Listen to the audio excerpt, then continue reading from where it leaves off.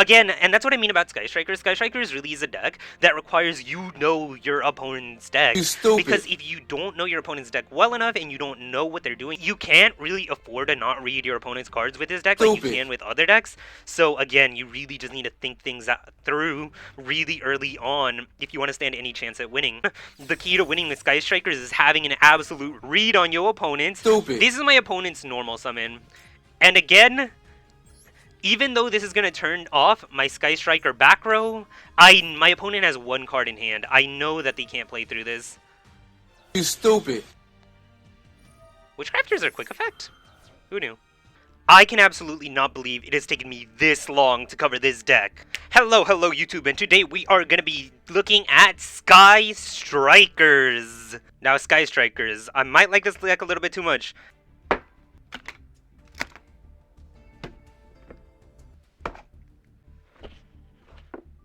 I need professional help. I might have played it throughout the entirety of the Engage ban, but I'm gonna say it right now. This deck is crazy. This deck can beat any meta deck. This deck is good, but I don't think it's that good in MasterDuel. I think Sky Striker is hugely overhyped, especially in Master Duels. Now, don't get me wrong. If you know how to play this deck, you could clap any clown within a 5-mile radius. There's just one problem with Sky Striker. You have to play 10 times harder, better, and pay more attention than your opponent is during any point of any of those games, and all those games is going to be 5+ turns unless you don't draw a Ray in your opening hand to have a chance at winning. And is that fun? Is that really worth it? Are we stupid enough to go through that? Yes. Yes, we are. Now, let's get into the card by card. I'm not going to try to not spend too much time explaining every single little thing because I'll be here 30 minutes. We ran 2 copies of Effect Veiler. Effect Veiler is, although it's a worse Infinite Impermanence, it does synergize a lot better with Halki Fibrax because it allows us to go into the Celine combo that I'll explain later. Then we ran 3 copies of Maxi. Maxi is one of the best going second tools in all of Yu-Gi-Oh! And it's insane in Sky Striker as well. Maxi is a card that you should be running at 3 in any list that can run hand traps, and Sky Strikers is half hand traps, so why wouldn't you be running this card? It typically shuts down your opponent's turn, and if they choose to not stop their turn and they take the Maxi challenge, if there's one deck in Yu-Gi-Oh! That's going to completely rip apart your board like hot butter, I guarantee you it's going to be Sky Striker. Then we run 3 copies of Ash Blossom, this annoying little, what's it called, because Ash Blossom not only hits most of the meta strategies really hard, if you're playing against a rogue deck, Ash Blossom is basically going to ruin their entire day. Then we run 3 copies of Ray, the heart and soul of this deck. Man, I wish we could run 5 copies of Ray in this list, but sadly, we're limited to only 3 copies. I'm not going to sit here and explain Ray because everybody already knows it, but she recurs from the graveyard every time one of your Link monsters is destroyed. It's just very, very sticky and annoying to deal with, and is the main thing that's going to be winning you matchups. Then we run 2 copies of Rose. Man, Rose is, how do you say, booty. Rose sucks. Rose's terrible. Rose's garbage. And I don't really hate to say it. I don't even like Rose that much. But here's the thing. You need to run Rose at 2. I see a lot of people trying to run Rose at 1. Just so important to see a Sky Striker Ace monster. If you don't see a Sky Striker monster, you lose the game. Like, against, like, really bad strategies. You're just gonna lose. You need to see a Sky Striker monster, and that's why we're running Rose at 2, just to get that little extra bit of consistency. But, again, Rose is absolute booty. You know what else is booty? Not hitting that like and subscribe button. So why don't we go ahead and just do that real quick. I'll keep it between you and me, too. You don't gotta tell the world. It'll be our secret. Just go ahead and hit that little subscribe button down below. Then we run 1 copy of Rhoda. Rhoda is just an extra copy of Ray, and not only that, it gets an extra spell in the graveyard. Then we have 1 copy of Terraforming, a really good card. It gets an extra spell in the graveyard. Again, that's what I'm going to be saying for most of these Sky Striker spells. We really just want spell cards in the graveyard, because all the Sky Striker spells, once you have 3 spells in the graveyard, pop off and do extra things. 1 copy of Pot of Avarice. Some people run Desires. If you want to run Desires, you could go ahead and cut Avarice and the Hercules base, but again, Desires hurts my very soul because I always banish my best cards and it never saves me anyways. This is really good for those long games. It's not at all mandatory in this list. It's one of the 2 most cuttable cards in this list, but again, getting a +2 for sending back your extra deck of monsters, especially with Kagari at once, is just so good.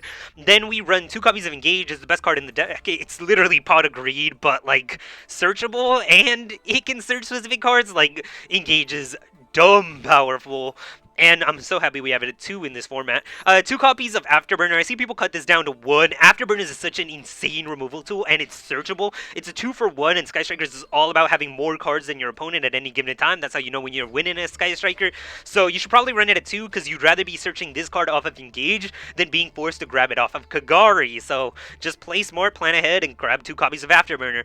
2 copies of Lightning Storm. Now this is one of those weird cards that I feel like you should never run at less than 3, but Sky Strikers is the one exception. See, the thing is, this has a ton of anti-synergy with the deck. It don't work with Ray, with once you stick a multi-roll or an Area 0 on the field, but it's just such a powerful going second tool that is more than worth to run it in the list, and you're really gonna appreciate having this card because of how good it is at breaking boards. 1 copy of Hercules base. Now again, this is another card that's not at all mandatory, and this might even make the deck list a little bit worse, but the thing is, with Kagari at 1, Kagari is just such a vital part of this deck that having a searchable way to recycle the Kagari is really, really strong. Not only that, its second effect actually comes up a lot in certain games I play, and you'll see it in the game I played against Totally Awesome, where Hercules B just crushes it because I could just gain double card advantage off of it while proccing Hayate's effect twice, but it won't come up, that second effect won't come up too often, but again, it's just a really, really fun card in the deck, and it's not bad at all, it's just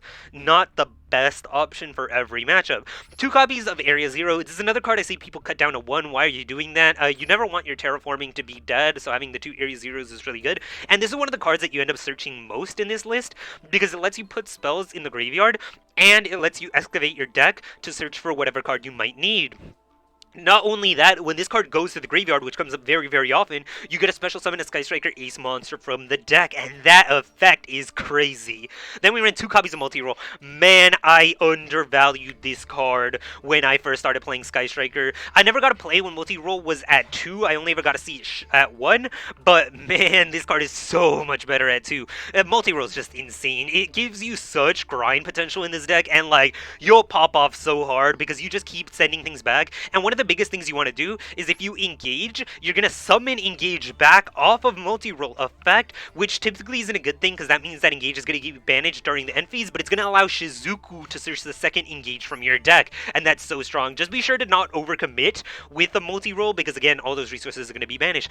1 copy of Hornet Drones, unrelated to the deck list, but this is a card that I've said a million times, it's not even that good for Sky Striker. I wish they would ban Hornet Drones and allow the other cards off the ban list. Like, I feel like Kagari could be at 2 or 3 if they just went ahead and banned Hornet Drones. But besides that, this is basically an extra copy of Ray.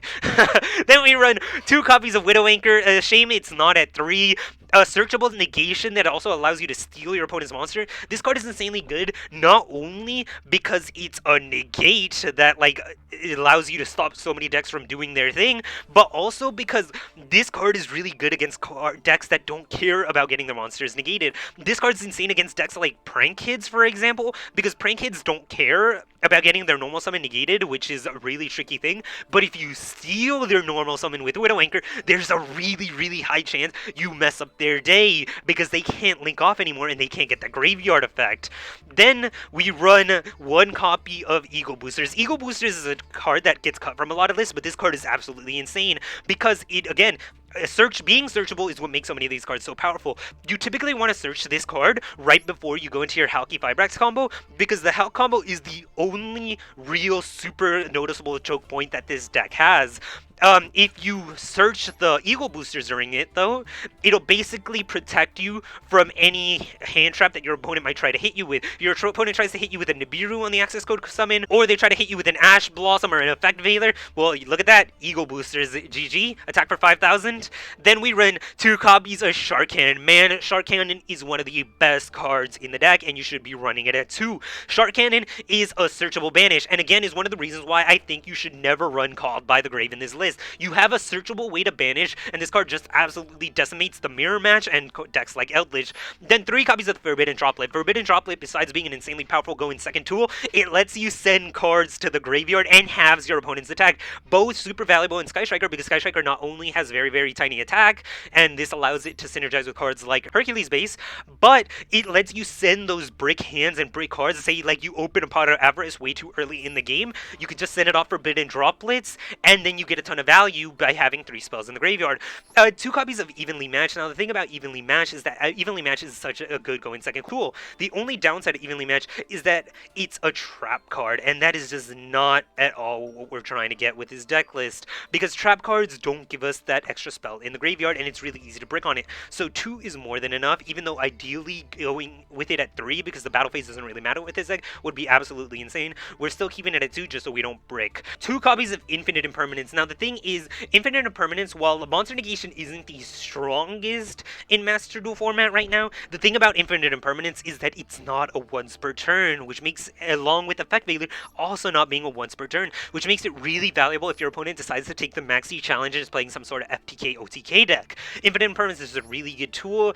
It's really, really good for dealing with a lot of the effects, like if your virtual world opponent ends on QB Shenshen, which just absolutely decimates his deck, Infinite Impermanence can save you very easily, just a shame it's not a spell card. Then going on to the extra deck, we run 1 copy of Kagari. This is absolutely the best extra deck card.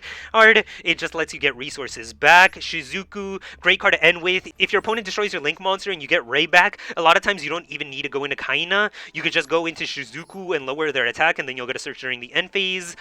Then we run 3 copies of Hayate. I see people cut this card down too, but again, Hayate is just really, really good. It lets you not only attack directly, which is very annoying, but it lets you send things to the graveyard, and you'll typically just link off into Hayate to get like extra sources of damage, especially because their arrows are really beneficial, pointing down to the left.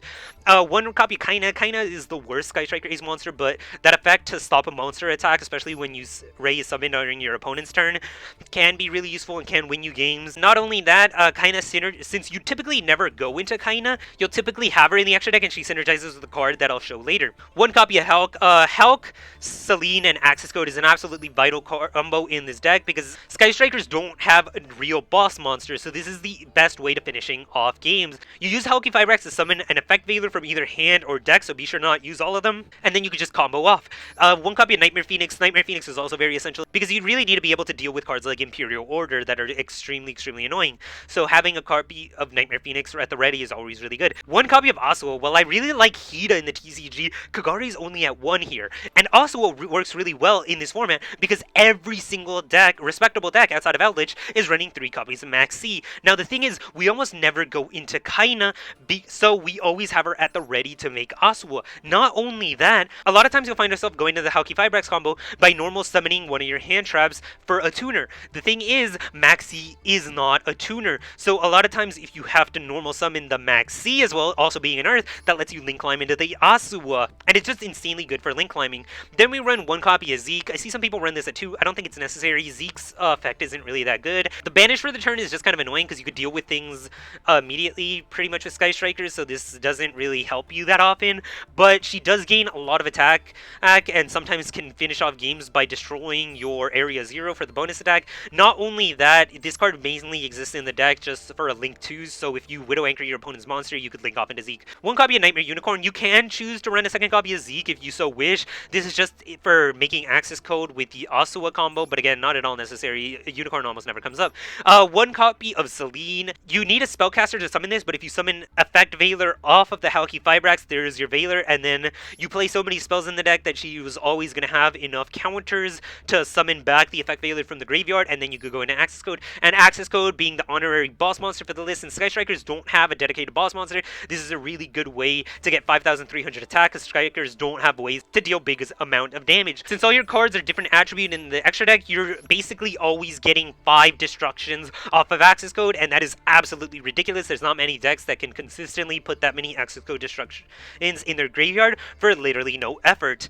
And that's been the card by card. Now I'm going to talk about some of the cards that I think you should not get baited into running in Sky Strikers, because they're just not that good and there's better options. But I very often see people running these in their list or suggesting people to run these in their Sky Strikers lists. Now I'm going to do a quick rundown of cards that you should not run in your Sky Striker list. Now, some of these you can maybe get away with running, but for the most part, you probably should not run these cards. And I'm going to give a quick explanation of why you shouldn't do it, just because I so often see these cards in people's Sky Strikers lists. Not only that, I always see people online recommending people run these cards, and I think that they're just really, really bad suggestions. Starting off, Monster Reborn. I know this card's a budget option, but it really isn't doing anything on Sky Strikers.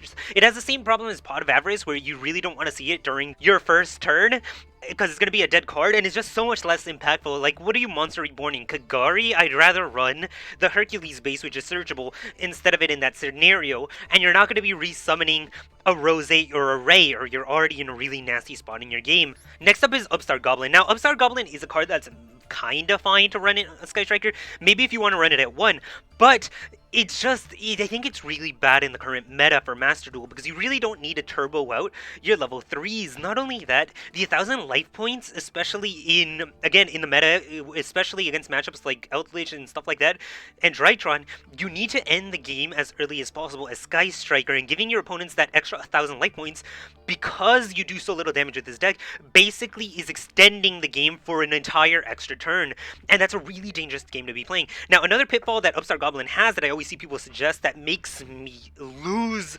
my mind is the fact that I always see people saying, see people running lists that are higher than 40 with Upstart Goblin, and people argue in the comment sections, and they're like, oh, it's fine, you should never run Upstart in a deck with more than 40 cards, you just should cut Upstart. Except if you're playing Sky Strikers, then it's fine, because you want the spells in the graveyard. No, not fine at all. That's terrible. Don't do that. Sky Strikers especially is a list that you never want to run over 40 for no reason whatsoever. It's so important to see a Sky Striker ace monster in your starting hand. Don't throw running a bunch of extra cards, especially a card that's going to hurt you, like Upstart Goblin in your list. At most, run it at 1, keep it under 40. Then, Jamming Waves. Jamming Waves is another one of those cards that you can run if you really want to. I just don't think it has a current place in the metagame. The fact that it can only target face down cards is already kind of bad, but it really just doesn't get you value. This card is typically a 1-for-1. It's almost never a 2-for-1 like Afterburner's in, and that's just really bad. Not only that, the only reason I really see running this card is if there are cards that cannot be targeted that you need to destroy, but there's just not very many of those in the meta right now. This card is really good because it can out cards that can't be targeted, but you need to get rid of another one of your resources, so you're trading 2 for 1, and that's just really, really bad, and it's not necessary at all in this metagame. But you can feel free to run it at 1, I just don't. I think the deck is better off without it. Chicken Game, what are you doing? Why? You don't need draw power that bad. Upstart's better, and this one doesn't even go to the graveyard when it's finished being used, so just don't run Chicken Game. MST. Now, if you want to run Cosmic Cyclone, sure, you can. I still don't think it's that great, but the thing about MST, people like running it because it is an out to cards like Imperial Order. The thing is, the situations where they play Imperial Order and you have MST in hand aren't going to be very often. This card's really bad against decks like Eldritch and the such, because putting their cards in the graveyard just gives them a plus. Most people just flip their face down in response to MST, so you go -1. Like, MSTs is just not good. I don't even think Cosmic is that insane. Because, again, you have the Nightmare Phoenix. It's better to just take the L against Imperial Order than hope you have it when they happen to have the 1 of 40 in their deck. It's good in a format where you could side deck, but since there is no side decking, I think this card is terrible. And then Called by the Grave. Called by the Grave is one that I constantly see people recommend to be put in the deck. It just drives me insane. Why are you running Called by the Grave? You're not a combo deck. As if they maxi you, well, you can get away with only summoning once. Plus, you can't maxi Ray on summon because you could just chain Ray effect, and if you don't do it on summon, then they get a link off first. Like, at most, they replace their maxi. Like, it doesn't matter. They ash you, well, oh, Kagari, get back engaged again. Like, there's no reason. You're not a combo deck. Typically, it's still good to run it, even if you're not super combo heavy, just because it hits decks like Sky Striker and Eldritch so hard. But you can run Shark Cannon in the deck, which is searchable and is just so much better. Sky Strikers really is the one deck that has no excuse to be running Called by the Grave, and that's why I don't think you should run any of these cards. So I'm going to go ahead and get into some gameplay, show you guys what the deck plays like, and hopefully you enjoy and get to see the Sky Striker deck in action. Let's kick it up. Lose the coin flip, lose the coin flip, lose the coin flip. Can't lose the coin flip to save my life. Holy cow. Maybe we'll see the best going second hand I've ever seen, at least. It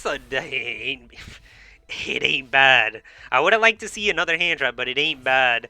Oh, this is Crooked Cook. Nah, G. We ain't playing that game. That's cute and all, but we is not playing that game.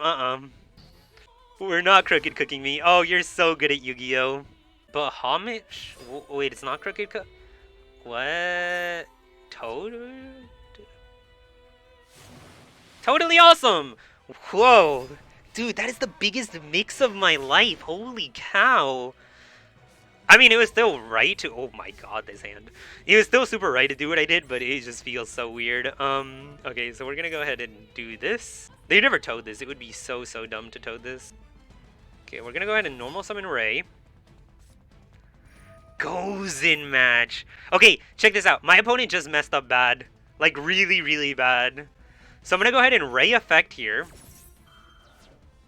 They're gonna toad me now. They're not toading. Interesting. My opponent might be Galaxy Brain here. Okay, so you can only control one attribute. I'm gonna actually go ahead and engage here. This is probably gonna force Toad for my opponent, because otherwise this just becomes an afterburners. If my opponent Toads here, they lose. Okay, game's over. Just like that, the game's over. Check this out. Ooh, sending a turtle. So now, I'm gonna go ahead. My opponent's about to call me bus driver, because they're going to school right now. So I'm gonna send the engage on field. Then this is gonna put 3 spells in my graveyard. Oh, I don't have a second card to send, unless I want to send another engage. One's good enough. Yeah, one's good enough. I'd rather get the card advantage off engage. If I had a second card to send, I could have Hercules base. That would have been sick. It would have been a funny bit, at least. And I'm going to go ahead and add afterburners. What's really nice is that when engage... Oh, I should have sent a second card. That was my B. Then I'm going to go ahead. Now that there's 3 spells and traps in my graveyard. And I'm going to go ahead and afterburners. Popping Shark. Pop in the goes in match, and it's just that easy when you play Sky Strikers. Man, my opponent is quivering. If they don't surrender after I drop the second engage, then I don't know anything about Yu-Gi-Oh! Because I would have said GG's a long time ago. So what we're going to do here... Nay! Well, it's just that easy when you play Sky Strikers.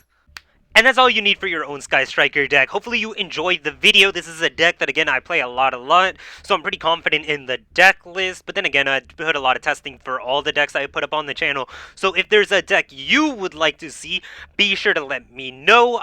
Current ballpark thing still coming up. I keep messing around with the deck because it just ain't living up to the standard I want it to. I think I have a really good idea of a deck list I want. It's just really UR heavy to make the best possible version, and I don't have a current alternate account that has the right cards or enough gems, so I need to make a whole new account for that. That's the whole thing. So if you want to see something on the channel, just let me know, and I will be sure to get on it as soon as possible. Thank you guys for watching. It means a lot to me. Be sure to drop a like and subscribe if you did appreciate it, and stay nice. This has been Rojas, signing out.